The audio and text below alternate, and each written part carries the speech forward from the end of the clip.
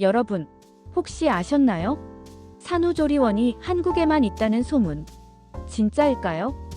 우리나라 엄마들만 호강하는 걸까? 외국에서는 출산 후 어떻게 몸조리를 할까? 궁금하시죠?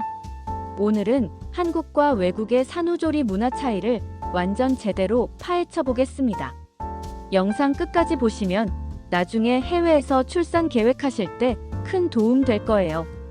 그럼 구독과 좋아요 꾹 누르고 출발해 볼까요? 1. 한국의 산후조리원 문화. 자, 먼저 우리나라부터 살펴볼까요? 한국에서는 출산 후 대부분의 산모가 산후조리원을 이용하죠. 보통 2주에서 한 달 정도 머무는데 이곳에서 회복도 하고 신생아 돌보는 법도 배우고 심지어 마사지까지 받을 수 있어요. 특히 프리미엄 산후조리원은 호텔 못지않은 시설과 서비스를 제공하는데요. VIP룸, 산후요가, 피부관리 심지어 남편을 위한 휴게 공간까지 마련된 곳도 있어요. 서울 강남의 한 산후조리원은 2주에 1,500만 원을 호가할 정도로 럭셔리한 곳도 있답니다. 근데 외국에도 이런 게 있을까요? 한번 살펴볼게요. 외국의 산후조리 문화 나라별 비교. 미국에서는 산후조리원이 거의 없어요. 대신 조산사나 도울라디오 ULA라고 하는 산후 전문가를 집으로 부르는 경우가 많아요. 예를 들어 캘리포니아에 사는 산모 어씨는 출산 후 도울라를 고용해 6주 동안 집에서 산후 관리를 받았어요. 마사지부터 식단 조절까지 도와주지만 비용이 만만치 않죠. 보통 1시간에 $51,000. 그리고 미국은 산후 휴가가 짧아서 출산 후 23주 만에 직장 복귀하는 경우도 많아요. 그래서 가족과 친구들이 자발적으로 도와주는 문화가 강하죠. 프랑스에서는 출산 후 엄마 교정 치료 리에디어케이션 PERINEAL이라는 프로그램이 있습니다. 파리에 사는 B씨는 출산 후 10회 이상의 골반 교정 치료를 무료로 받았어요. 산후 회복을 돕는 국가 지원 시스템이 잘 되어 있는 거죠.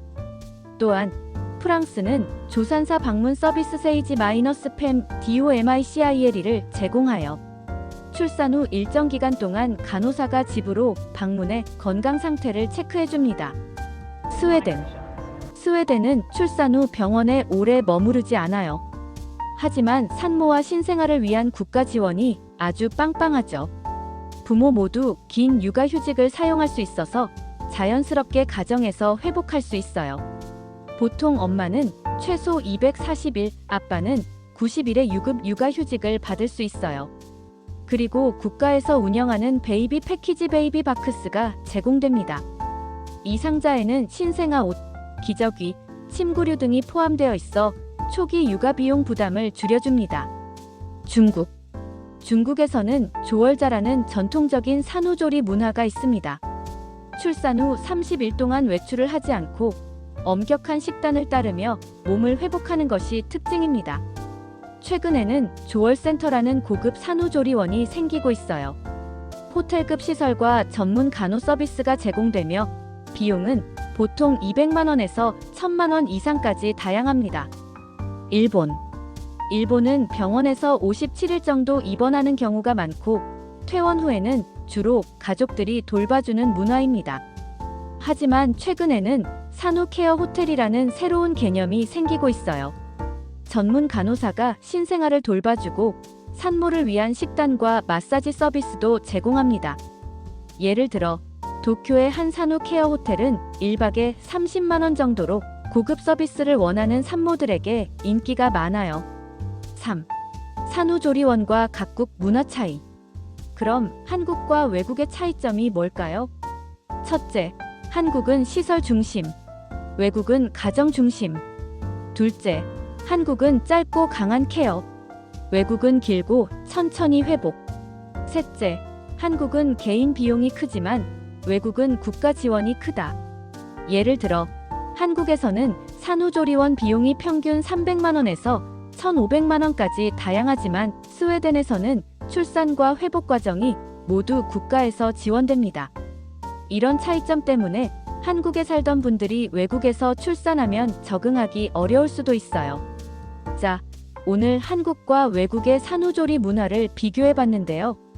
우리나라 산후조리원이 정말 독특한 시스템이긴 하지만 외국도 나름의 방식으로 산모를 돕고 있다는 사실. 흥미롭지 않나요?